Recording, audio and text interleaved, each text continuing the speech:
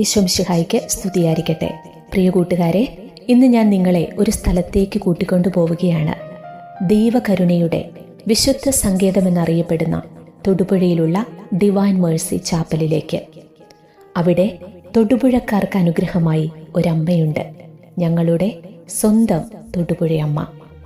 ആ അമ്മയുടെ പ്രത്യക്ഷീകരണത്തിൻ്റെ ചരിത്രമാണ് ഞാനിന്ന് പങ്കുവെക്കുന്നത്. എൻ്റെ ജീവിതത്തിൻ്റെ സന്തോഷവും സങ്കടങ്ങളിലും ഏറെയും ഞാൻ പങ്കുവയ്ക്കാറുള്ളത് ഈ അമ്മയ്ക്കരികിലാണ്. നാട്ടിൽ അവധിക്ക് പോയാൽ ആദ്യം പോകാൻ ആഗ്രഹിക്കുന്ന സ്ഥലവും ഇതുതന്നെ. ഇവിടെ നിന്നാണ് എൻ്റെ എല്ലാ അവധിക്കാലം ആരംഭിക്കുന്നതും അവസാനിക്കുന്നതും. എന്നെ കേട്ടുകൊണ്ടിരിക്കുന്ന ആരെങ്കിലും ഈ പുണ്യസ്ഥലത്ത് പോയിട്ടുണ്ടെങ്കിൽ ഒന്ന് കമൻറ്റ് ചെയ്യണേ. എത്ര പേർക്ക് ഈ സ്ഥലത്തെക്കുറിച്ച് അറിയാമെന്ന് എനിക്കൊന്ന് മനസ്സിലാക്കാനാണ്. പോകാത്തവരുണ്ടെങ്കിൽ സാഹചര്യം കിട്ടിയാൽ ജീവിതത്തിൽ ഒരു തവണയെങ്കിലും നിങ്ങൾ പോകണമെന്ന് ഞാൻ ആഗ്രഹിക്കുന്ന ഒരു സ്ഥലമാണിത്. കാരണം ഒരുപാട് അനുഗ്രഹങ്ങളും അത്ഭുതങ്ങളും പരിശുദ്ധ അമ്മയുടെ മാധ്യസ്ഥത്തിലൂടെ അവിടെ ഇന്ന് സംഭവിക്കുന്നുണ്ട്. എൻ്റെ ജീവിതത്തിലെ ഒരു കൊച്ചു സംഭവം നിങ്ങളുമായിട്ട് പങ്കുവെച്ചുകൊണ്ട് പരിശുദ്ധ അമ്മ പ്രത്യക്ഷപ്പെട്ട ഈ സ്ഥലത്തിൻ്റെ ചരിത്രത്തിലേക്ക് നമുക്ക് കടക്കാം. 2024 നവംബർ മാസത്തിൽ ഞാൻ അവിടെ പോകുന്നത് എൻ്റെ വലിയൊരു സങ്കടം അമ്മയോട് പങ്കുവെക്കാനായിരുന്നു. എനിക്ക് അത്രമേൽ പ്രിയപ്പെട്ട ഒരാൾ മരണത്തിൻ്റെ വക്കിലെത്തി നിൽക്കുന്നു. ഡോക്ടേഴ്സ് കൈയൊഴിഞ്ഞു, ഇനി ഒന്നും ചെയ്യാനില്ല എന്ന് വൈദ്യശാസ്ത്രം വിധിയെഴുതി. അത്ര പെട്ടെന്ന് മരണത്തിലേക്ക് ആ വ്യക്തിയെ വിട്ടുകൊടുക്കാൻ എനിക്ക് ആയില്ല.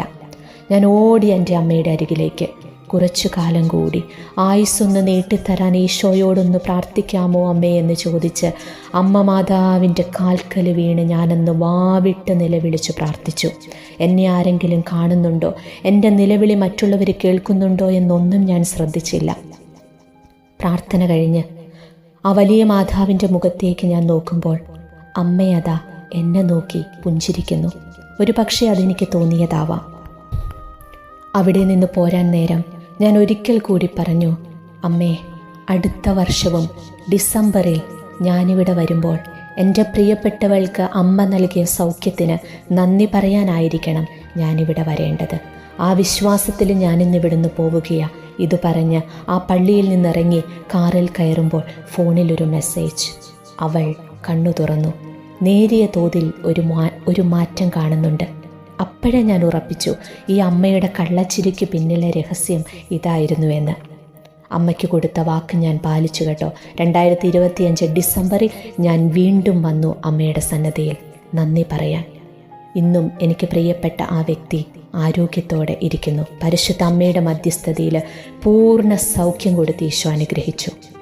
ഇത് ഒരു സംഭവം മാത്രം. ഇതുപോലെ ചെറുതും വലുതുമായ ഒത്തിരി അനുഗ്രഹങ്ങൾ തൊടുപുഴ മാതാവിൻ്റെ മധ്യസ്ഥതയിൽ എനിക്ക് ലഭിച്ചിട്ടുണ്ട്. എല്ലാറ്റിലും ഉപരി എത്ര വലിയ സങ്കടത്തോടെയുമായിക്കോട്ടെ നീ ഈ പള്ളിയിലേക്ക് കടന്നു ചെല്ലുന്നത്, ആ അമ്മയുടെ തണലിൽ ഇത്തിരി നേരം ഇരുന്നിട്ട് അവിടെ നിന്ന് ഇറങ്ങിപ്പോരുമ്പോൾ മനസ്സിന് വലിയൊരു സമാധാനവും സന്തോഷവും ലഭിക്കുന്ന അനുഭവമാണ് അവിടെ പോയിട്ടുള്ള എല്ലാവർക്കും ലഭിക്കുന്നത്. നാട്ടിൽ പോയാൽ പറ്റുന്ന സമയത്തൊക്കെ ഞാൻ അവിടെ പോയി കുറച്ചു നേരം ഇരുന്ന് പ്രാർത്ഥിക്കാറുണ്ട്. എനിക്ക് അത്രയ്ക്കും ഇഷ്ടമുള്ള ഒരിടമാണത്. പരിശുദ്ധ കന്യകാമറിയത്തിൻ്റെ പ്രത്യേക മധ്യസ്ഥതയിലൂടെ ദൈവകരുണ പ്രാപിക്കാൻ സ്ഥാപിതമായ ഒരു തീർത്ഥാടന കേന്ദ്രമാണ് divine mercy shrine of holy Mary. Kothamangalam രൂപതയുടെ കീഴിൽ 2006 ഓഗസ്റ്റ് 14 മുതൽ ഈ തീർത്ഥാടന കേന്ദ്രം പ്രവർത്തിക്കുന്നു. പുതിയിടത്ത് ജോൺ റെജി ദമ്പതികളുടെ മകളായ ചിപ്പിക്ക് 1999 മാർച്ച് 15 തിങ്കളാഴ്ചയാണ് മാതാവ് ആദ്യമായി പ്രത്യക്ഷപ്പെട്ടത്. അന്ന് അവൾക്ക് 8 വയസ്സ് പ്രായമായിരുന്നു.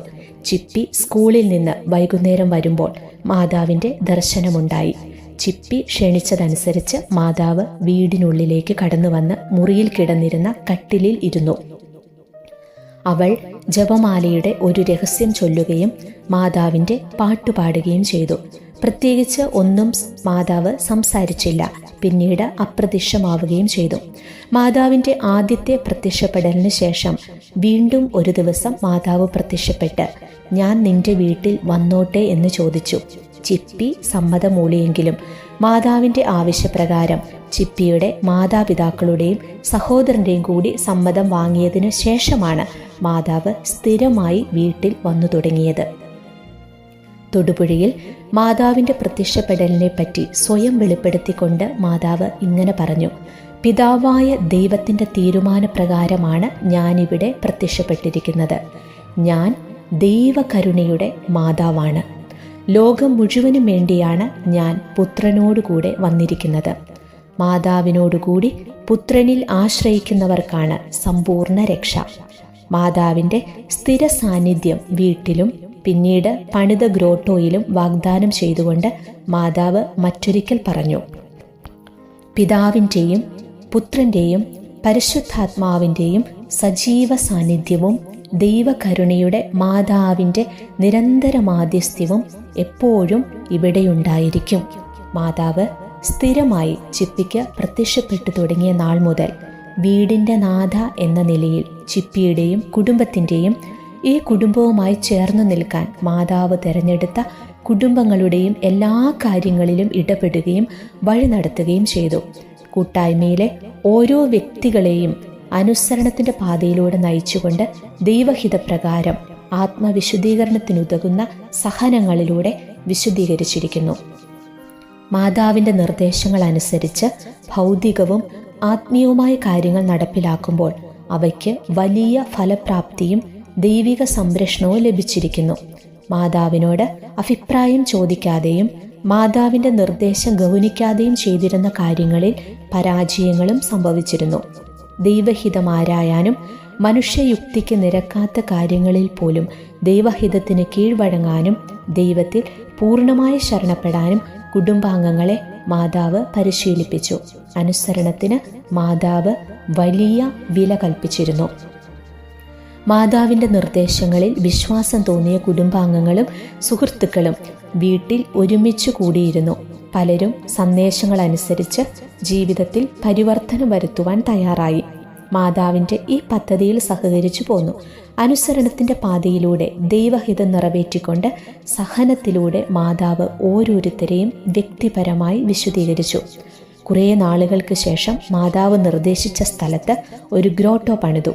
അവിടെ ഒരു കുളവും കുളത്തിൻ്റെ നടുവിലുള്ള പീഠത്തിൽ 5 അടി പൊക്കമുള്ള കൈകൂപ്പി നിൽക്കുന്ന മാതാവിൻ്റെ രൂപവും. മാതാവിൻ്റെ മുൻപിൽ വന്ന് പ്രാർത്ഥിക്കുന്നവരെ അനുഗ്രഹിക്കുന്ന രീതിയിൽ കൈനീട്ടി നിൽക്കുന്ന ഈശോയും ഈശോയുടെ സമീപം പൂക്കുട്ടയുമേന്തി നിൽക്കുന്ന വിശുദ്ധ മഗ്ദലന മറിയത്തിൻ്റെ രൂപവും ഉണ്ടാക്കി.